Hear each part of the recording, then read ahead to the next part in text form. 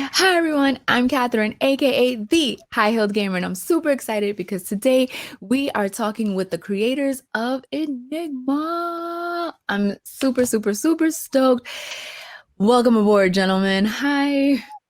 Hey, Hey, how hey, are you? It's good to see you, E Double. What's going on?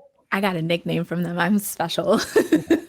I'm honored to have a nickname. I'm super excited. So let's go around and introduce ourselves and let everybody know what part of Enigma you had a hand in. Okay. who goes first? Yeah, I think we got to start with the wicked pencil. Okay, say hey everyone. I am Bobby Lex, aka the Wicked Pencil, aka Michelangelo, and a bunch of names. I'm the lead artist on the book.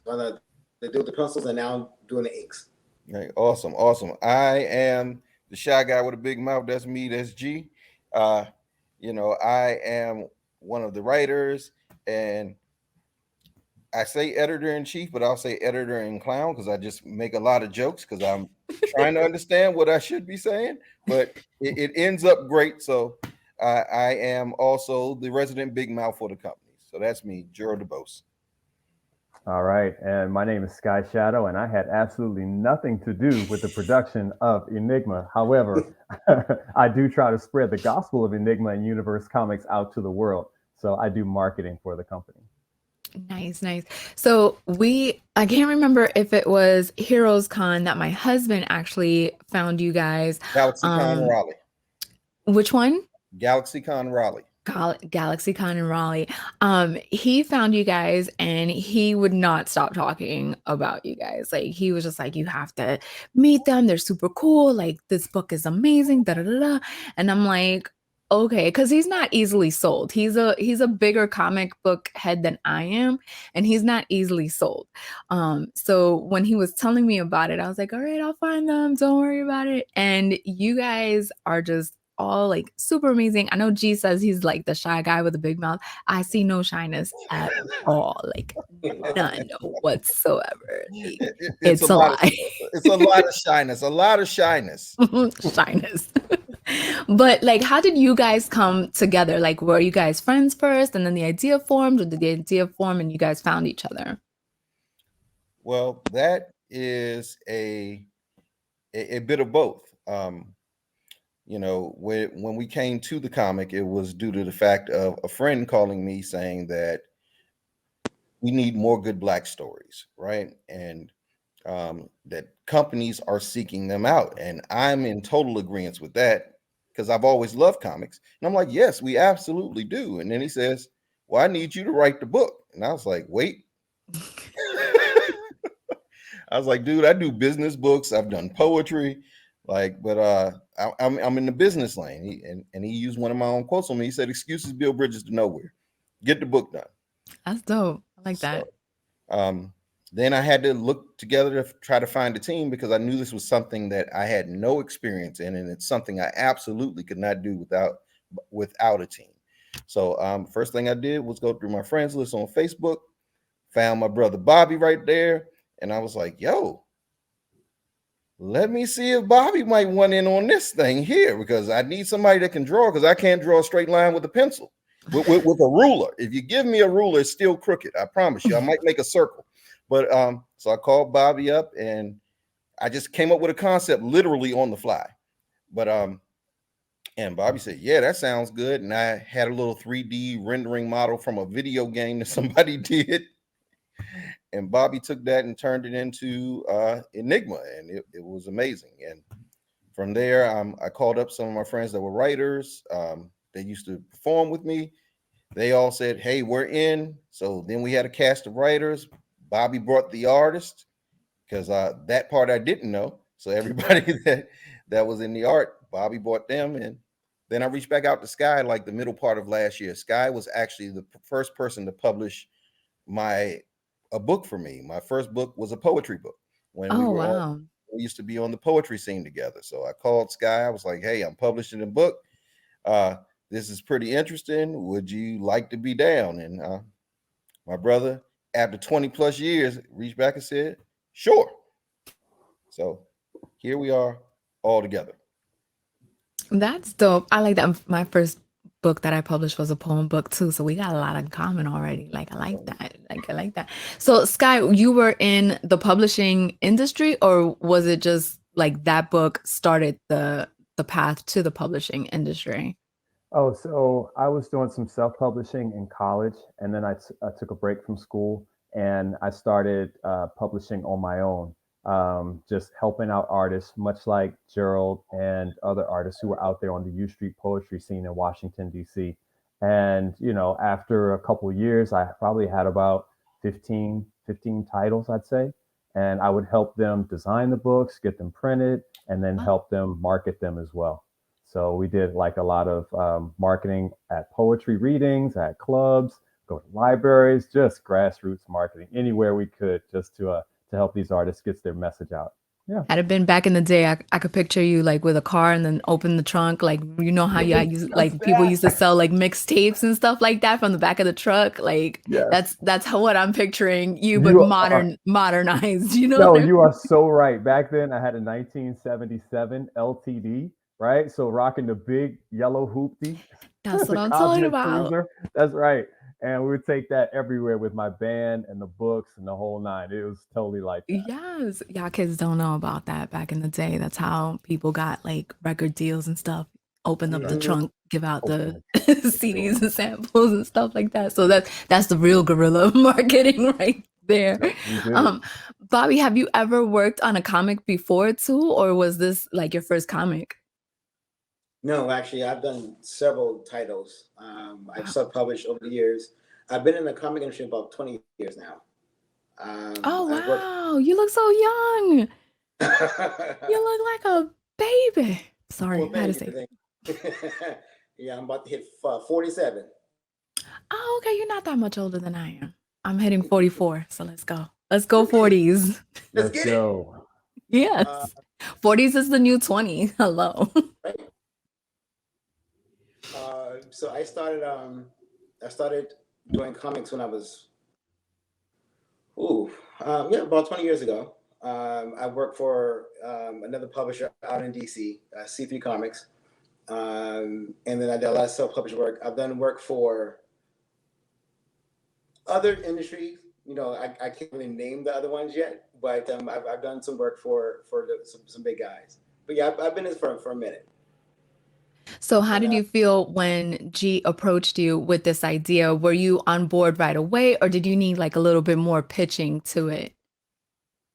so I was on a board, but I did need um, more clarification because a lot of people approach me like, I got this great idea for a book, and then they tell me this really weird story, like, that's not going to fly. So I listened to it. I heard the pitch. I went through the character designs, the characters' backgrounds.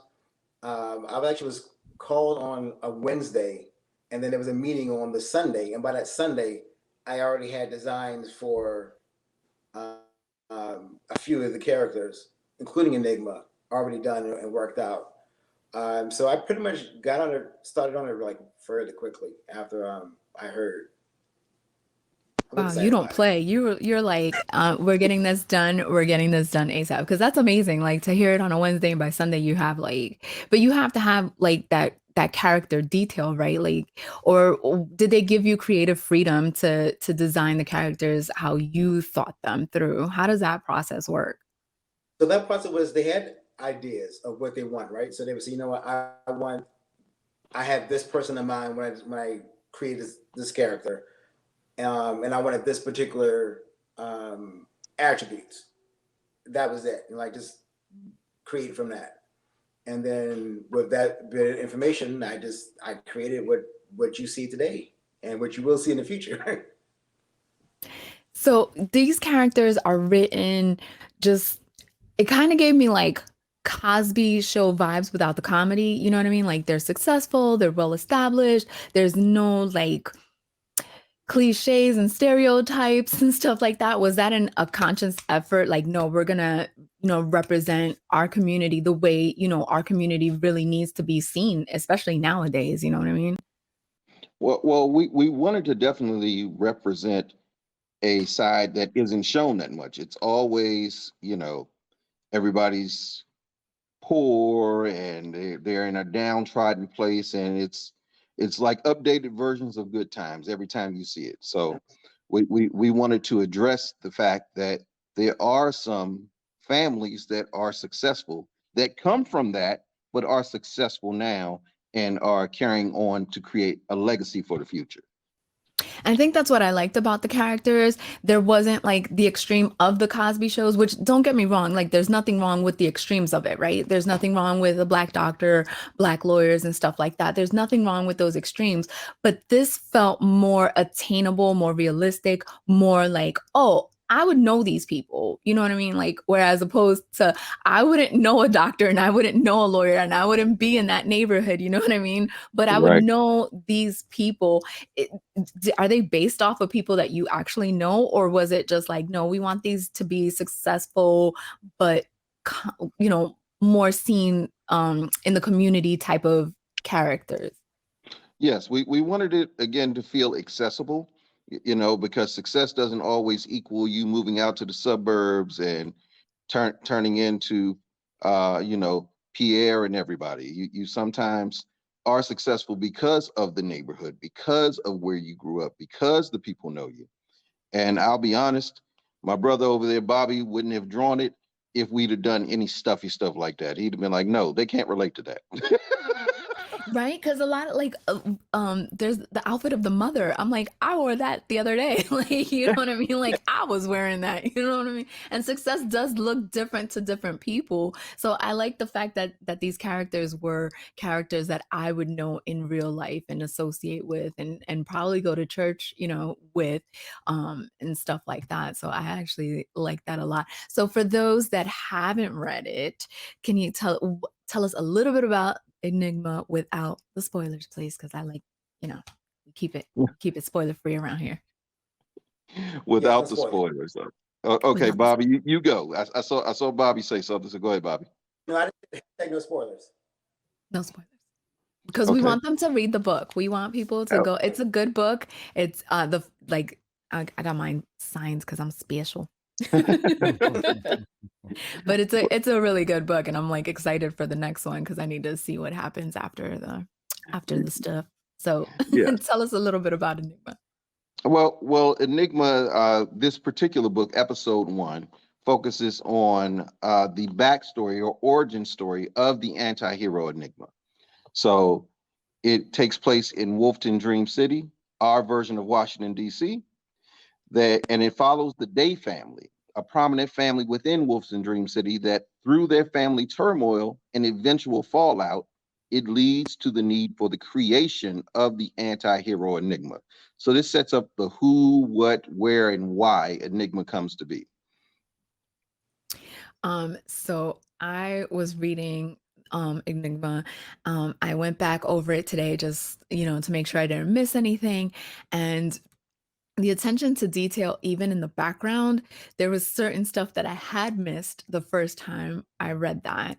And that goes to you, Bobby. Like, that's, the writing is great and everything, but I just like the attention to detail within that. And I guess that goes to your career of being a comic book artist for 20 years. Was that something that you like developed as your career furthered, or was that something that you learned from like a school or trade or something like that? Um, for the comic work, it actually is. It's through the career. I had a lot of great mentors. A lot of great mentors in this industry. And they taught me a lot. I mean, the stuff I did for publishers at Marvel, they told me a lot of stuff I need to do or need to fix. The better way to approach the page. Like a lot of people don't understand, don't realize there's actually a science to and a methodology to actually creating a comic book page. And if you don't follow it properly, that's when you get a page it's flat or and also a lot of indie artists, they for some reason neglect. I don't know why they neglect backgrounds, but the background is as much as part of the story as everything else. So I was really told to actually go for it.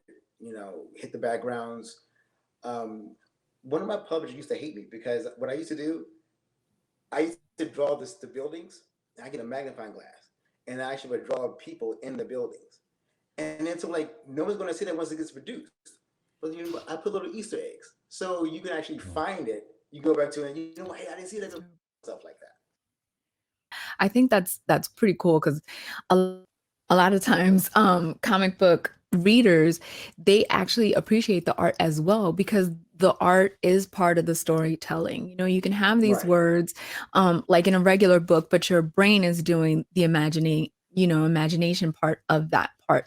But in the Right. comic book, the picture is actually there and you actually get to see it. So I think attention to detail is really important in the comic because it's the second part of the story aside from the written part. So I think that's pretty cool. Who's in charge of the lining and the out the panels? I'm trying to make sure I don't show a spoiler, but who's in charge of like the paneling? Like how do you guys come to where things go and stuff like that? Is that you, Bobby, or is that like a different person?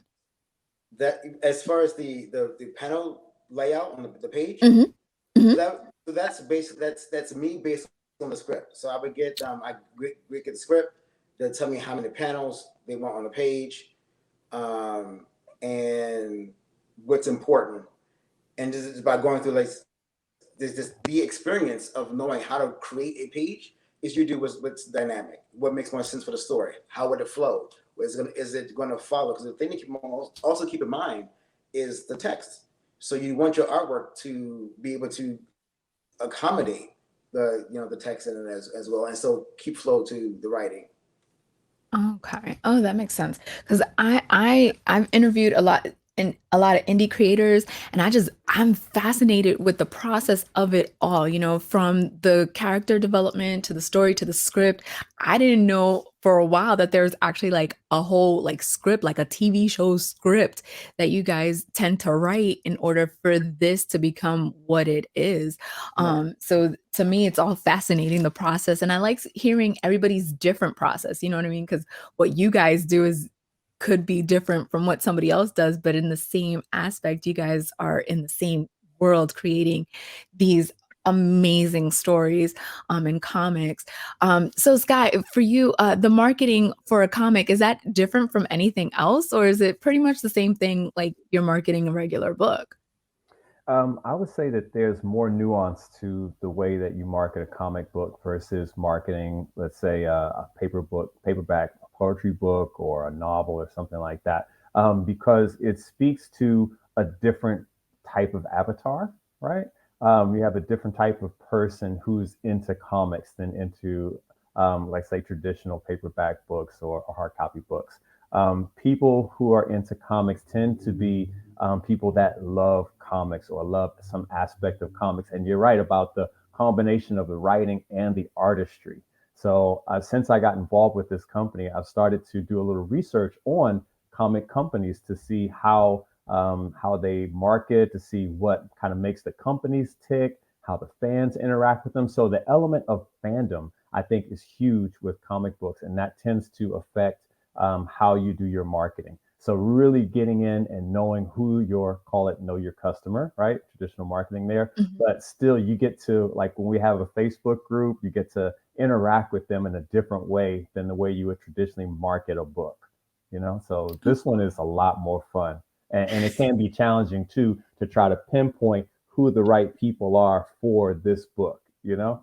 But those folks that love this book, they tend to be amazing people, really fun people to talk with. So that's Do that's what you I've learned so far.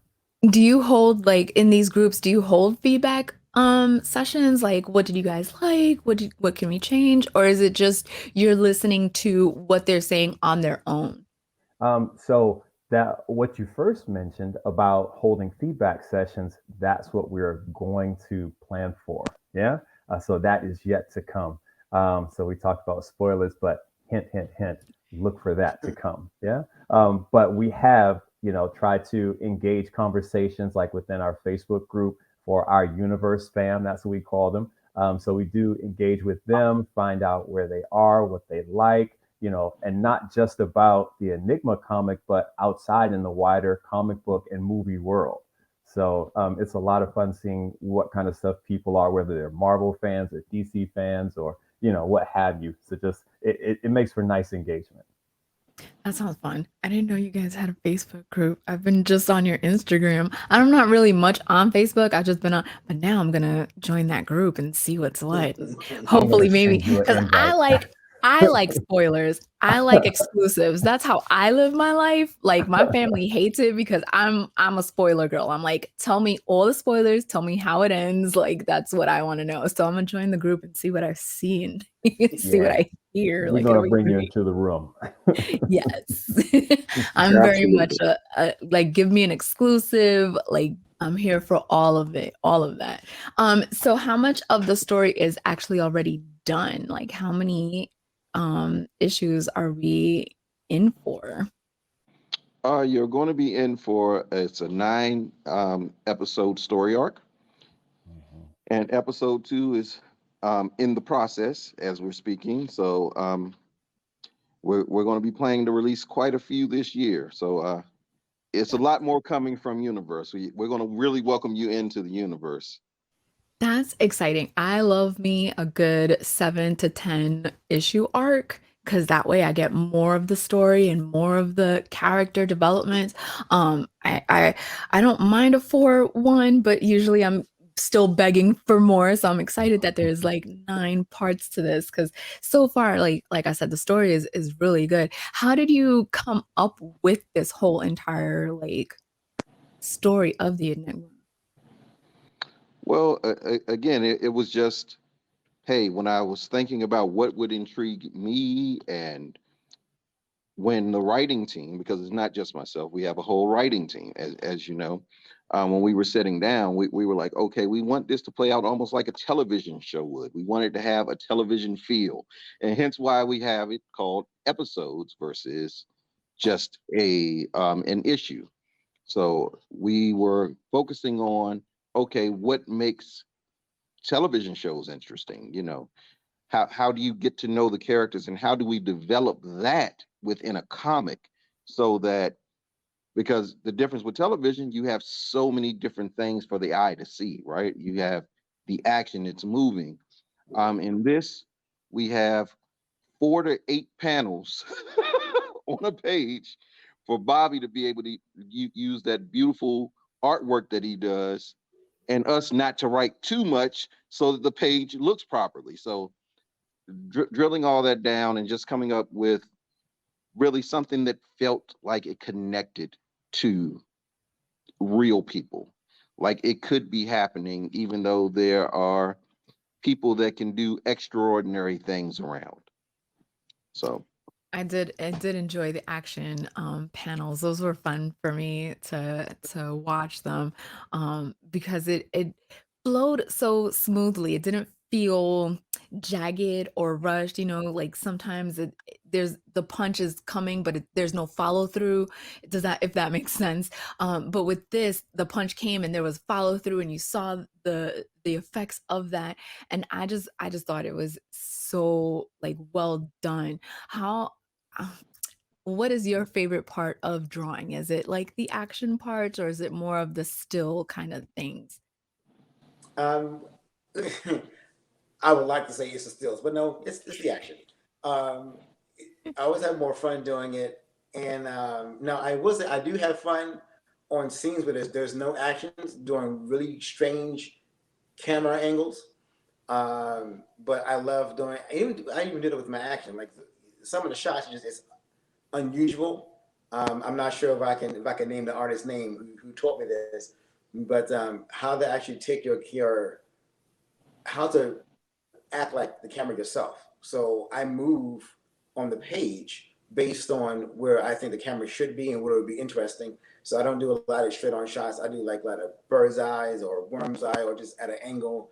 Um, and I put the camera like if you was someone's punching, I would put it like if the camera was underneath them by their stomach, looking up or over their shoulders.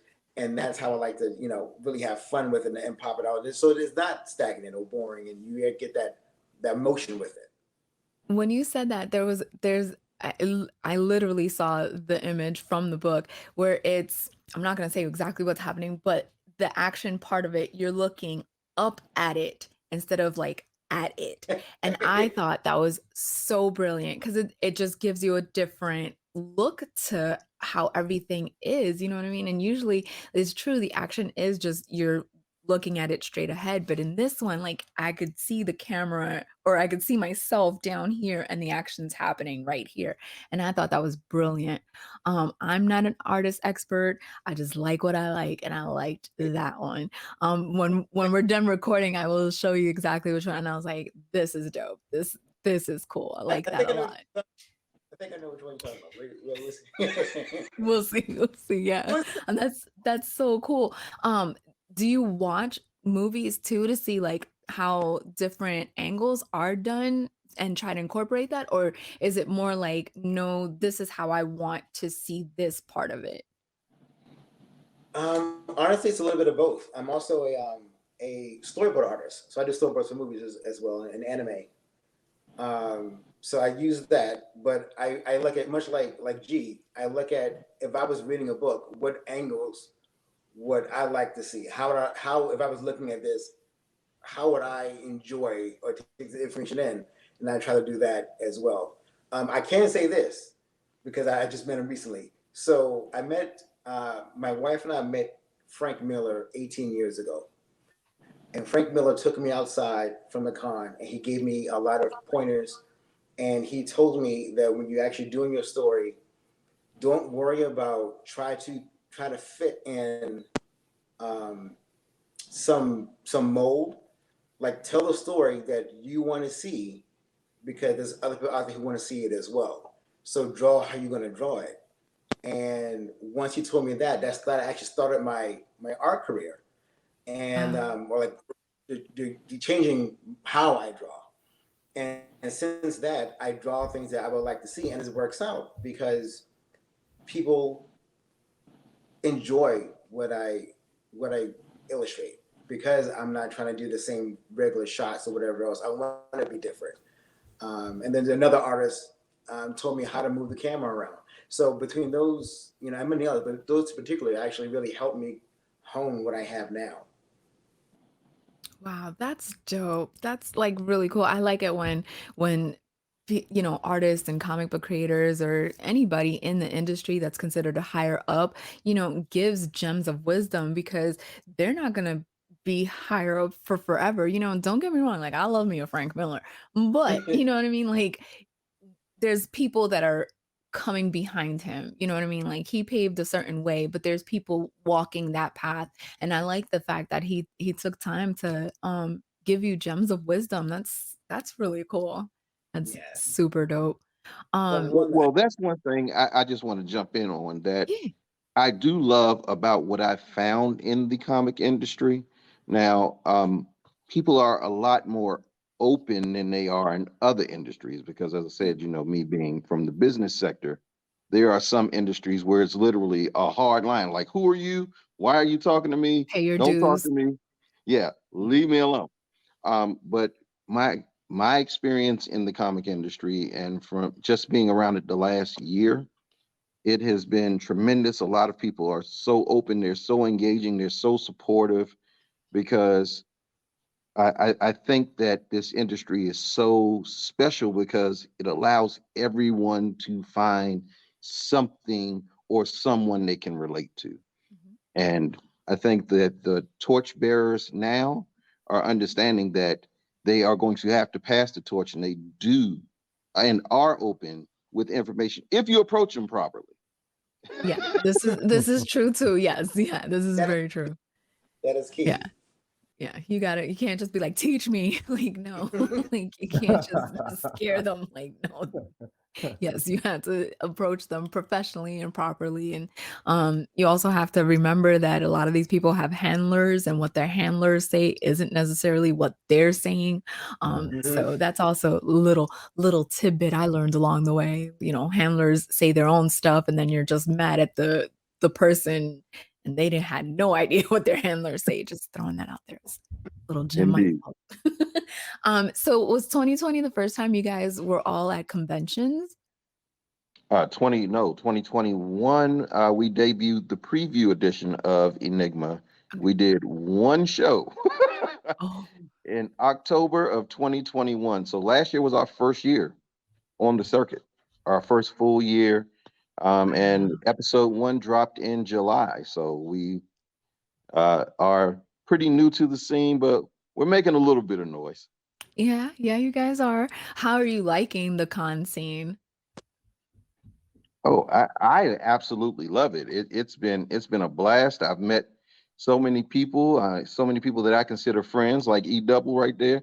You know, you don't get nicknames if you're not in. Believe me, you don't get a nickname. My So favorite part was like I think was like C2E2 where you're like, "Can we get a picture?" I'm like, "Of course." Like, why wouldn't I get a picture with you guys? Like, duh, like let's do this up. It's one of my favorite pictures actually. And yes, then yes. Sky like stood up and I was like, "What just happened?" Like I was not ready for him to be like that tall. I was like, "What is this?" Like I secretly enjoy that moment. the look of utter shock on my face. Bobby, how do you feel about the con scene? I mean, you've been out there much more than Sky and I. Oh, I love the con scene. I do. I've been doing cons. But actually, for the past 15 years straight, I've actually done cons. One of the Wow. largest con tours I had was 2020, and I think I ended up with like 11 cons that season. Ooh. It is it's great. You meet a lot of people, a lot of supporters, a lot of readers, a lot of people in the industry who I think is really cool. I made a lot of friends. Never thought in a million years that I'll be talking with the people in the industry, like calling them up and we just chit chat and talk. And I get some artists calling like, "Hey Bobby, so what the next show you doing?" I mean, I'm having these conversations now. I'm like, wait, what? You're calling me of all people? Actually, like you already made it. You're there, brother, and you're asking me what kind I'm doing. So Yep. it's I I love it. One of my favorite places in the world to be is comic book stores and, and conventions. Right? Yeah, and, like, the con scene is such a different dynamic, people are much more comfortable, in my opinion, at cons because they know that they're surrounded with like-minded people, you know what I mean? Is Mhm. they're not having to Mhm. worry about being made fun of, they're not having to worry about, getting bullied and stuff because 'cause they're with their people. I feel like it's like a mini family reunion every time I go to a con, because it's like-minded people. Like, don't get me wrong, there are a couple of, sprinkles here and there, but overall, the experience tends to be, it outweighs the bad. Like the good is just so high up there that the con scene is like my favorite thing in the whole world. I go up and down the East Coast. So the furthest I go is New York up north, and then I go to Florida and everything in between. So the con scene is it's always great. So I love it. It's like my I favorite think thing. my first con was '97, and I didn't know what to expect. And when I got there, I was blown away. And to touch on what you said, I loved it immediately because everyone was there being themselves. They were now. Also, I went to art high school. Before Oh, wow. that, I went to Phelps, and Phelps is a completely different world from Duke Ellington and the con scene. So I watched these people who ordinarily, like myself, was getting bullied and picked on, like 2 years ago. I'm now is everyone is accepted. It's the awesome experience. It was like not to be corny, but when I actually got there, it felt like I was home, and I felt to a con. I'm going to cons either as a spectator or as an artist or a guest ever since. Yeah, no, it's not corny at all because I've told this story many a times. I grew up, 80s, 90s, Hispanic female. I was reading comic books. My mom found my stash. Like I say it like it's drugs, you know what I mean? Like my mom found my stash and she threw them away and she was like, "This is for boys. What are you doing? What's wrong with you?"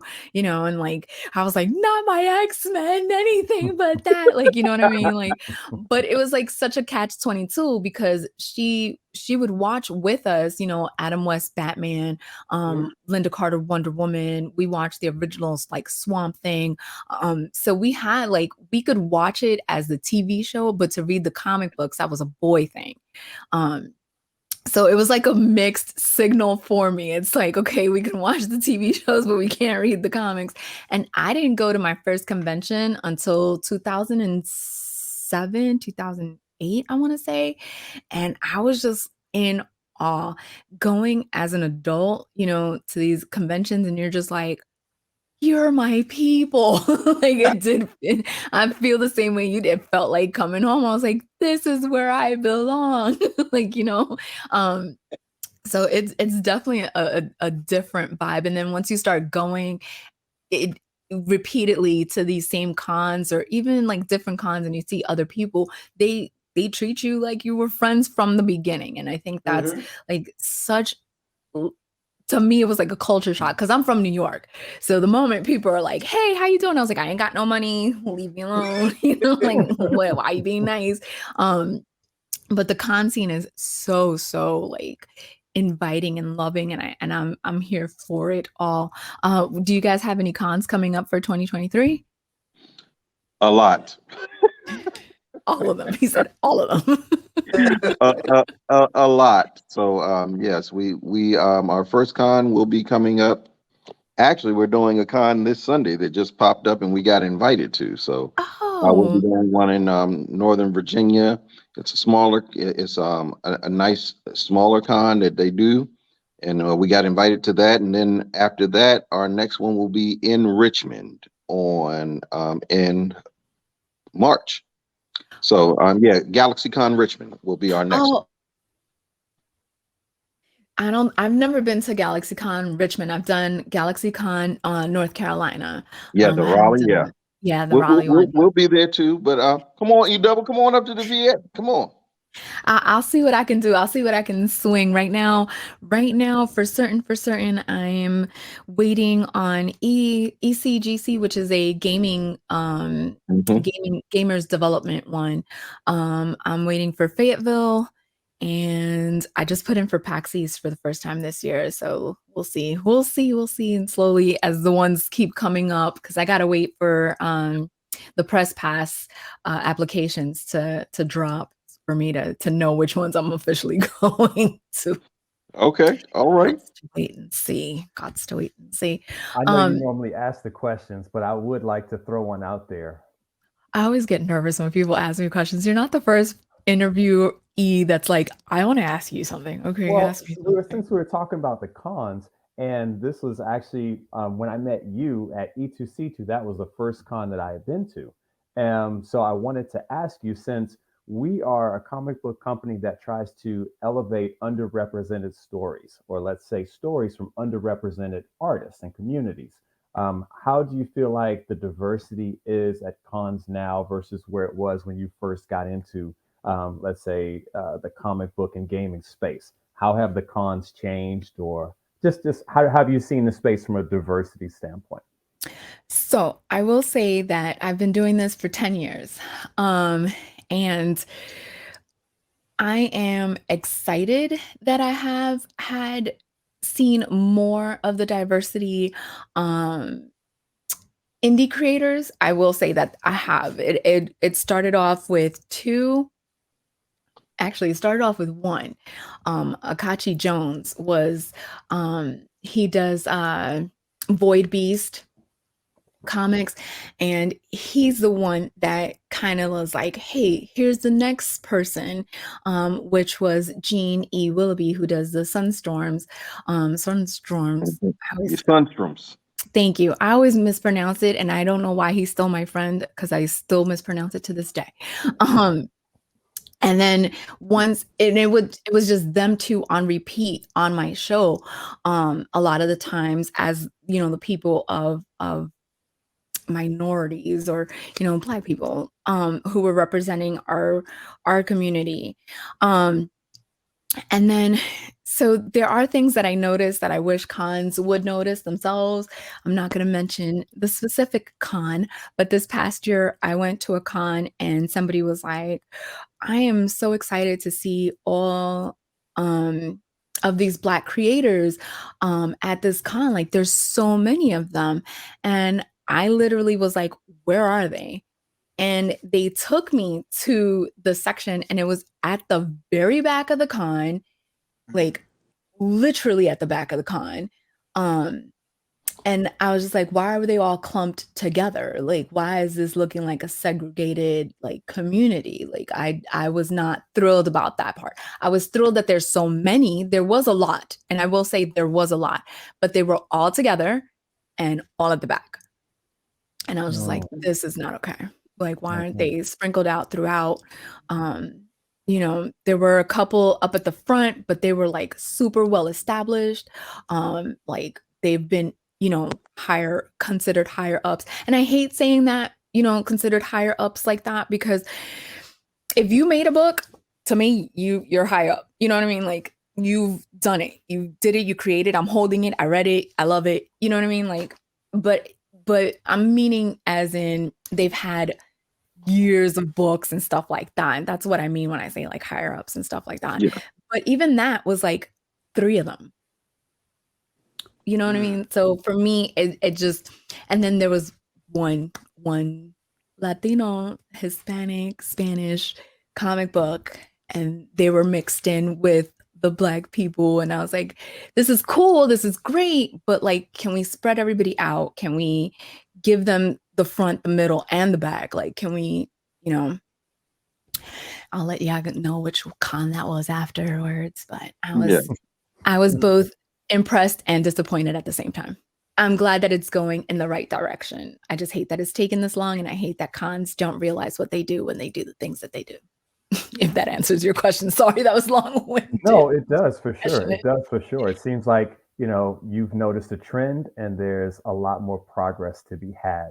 So we're definitely glad to be a part of that and to elevate the voices from underrepresented communities through the work that we do. Yeah, and I think that's part of the reason why I liked the characters as well, because it's not the cliche, it's not the stereotype.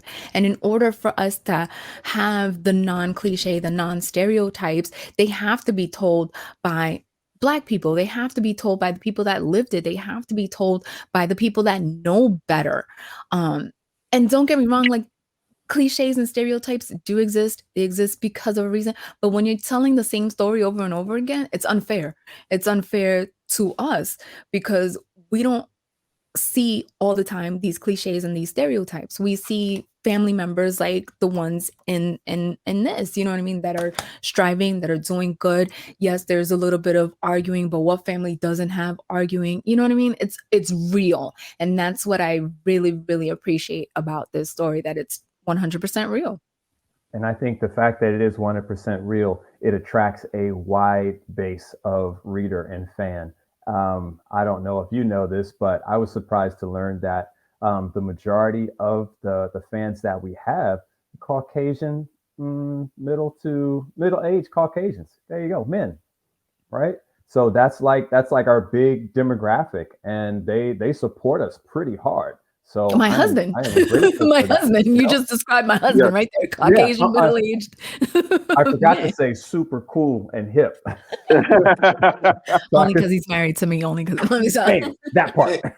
well, that also makes him highly intelligent. So Yes, yes. No, but like he really did rave about you guys. Like I was just like, do you want to interview them? Like, oh my God. Like, but I mean, it was like the end of the day, and we were driving home, and he was like, these guys are so great and so friendly. And I'm like, are you part of their crew? Like, are they paying you to market them? Like, I'm confused by this enthusiasm. And he was just like on board for it. And I mean, don't get me wrong, like I love it. Like I love to see when he's excited about a comic, because I know it's gonna be good. Cause like I said, he's picky. He ain't about to read anything and everything. He's like, not doing this. Um, so that's a testament to you guys and how you guys, you know, yes, you guys are Black creators, and yes, it's a Black, but you guys don't isolate. You guys are welcoming. You guys are friendly. You guys light up your section. Like I have to say, it's always fun talking to you guys. I saw G at Baltimore Comic Con. I was having a rough weekend. Rough weekend. And he called me, and I was like, what? And instantly, did I not light up and smile? And I was yes, like, oh yes. my God, I didn't even know you were here. Like it was great. It was wonderful. And I guess, are you guys always this bubbly and this nice and this welcoming and inviting, or is that just like a con scene thing? 24/7. 24/7. I know I am, and when I call G, he is. So Yeah. I was gonna say we tend to be pretty happy people. I mean, we are getting to do something we love, and getting to share it with people. So what's there to be angry about? Like, Just Right. you got a chance to create something, you had fun, you got to work with some of your friends and make new friends, and then introduce it to people that gravitate to it because it resonates with them, because they can find themselves, or it's an aspect of their personality they would love to have, and they're connecting to it because of that. And heck, even if you don't buy the comic, just some of the conversations are just priceless with the people that we get to engage with. I mean, they will say stuff like, "Oh man, I love the book. I just like I don't even like comics, but I just want to come back and talk to you guys." And we have people that come to us from con to con. I'm saying it like I've been in this for 20 years, like Bobby. I got 1 year, right? Listen to the elder statesman. But but they will come from con to con and literally just engage and just talk. And that's fine with us. I mean, because what we're here to do is share stories and help other people share their stories. And sometimes our story is not the one that fits for you. However, the fact that you're in this space, we are sharing on common ground. I like that. I like that. You guys are always so well, this is my first time meeting Bobby, and Bobby seems like so chill. He's like enjoying the ride. I have a lot of indie viewers. I have a lot of people that tend to be scared to go ahead and take that leap of creating their comic. What piece of advice could you guys give a viewer that might be like, I have this great story, but I'm scared? I would say do it. Honestly, I mean, it's as cliche as that may sound. If you have a good idea, write it down. Just flesh it out. Don't try it. Don't think that the moment you put it on paper, either illustration or writing, that is going to be this work of this masterpiece when you first do it. There's going to be rewrites and edits. Don't feel bad if you got to rewrite or change a whole bunch of things. It's part of the process. I mean, I know writers who started writing books and revamped the entire story by the end. Same thing with creating. Don't be afraid to fail. You won't learn, you won't grow. So I would say just do it and see where it takes you. That's what I believe about failure. Failure is good because how are you going to know if it's, if you're succeeding or not? If you always succeed, you got to learn Right. what's wrong to continue on. I'd like to add something to that. Yeah. Also, with honing your own craft, surround yourself with other craftspeople. Mm-hmm. And don't pick the pigeons that are on the ground. Find some eagles too. Ooh, Yeah, like that. yeah. Yeah. And the thing I would say is, if your ideas actually don't belong to you people, this is something most people don't understand. There's a reason why you may think of something and then you're like, "Oh man, I thought of that," and you see it on TV. Like, "I thought about that 5 years ago," because it's coming to you. That is merely an opportunity for you to bring something to the world. So your ideas, if you feel it's great, don't jump at every one because we have too many thoughts. Okay, you can't do all of them. But if you feel it's great, at least make the idea pay a toll, and just realize that if it did come to you and it does touch your heart that way, that you will be the inspiration for somebody that we could never touch. You are the answer to somebody's headache.